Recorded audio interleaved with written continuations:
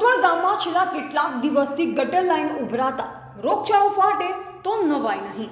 બનાસકાંઠા જિલ્લાના ધાનેરા તાલુકાના સોતવાડા ગામમાં જ્યારથી સરપંચ આવ્યા છે ત્યારથી ગામનો વિકાસ તો ઠીક છે, પરંતુ પોતાના અંગત સ્વાર્થ ખાતર ગ્રામ લોકો હાલાકીમાં મુકાયા છે।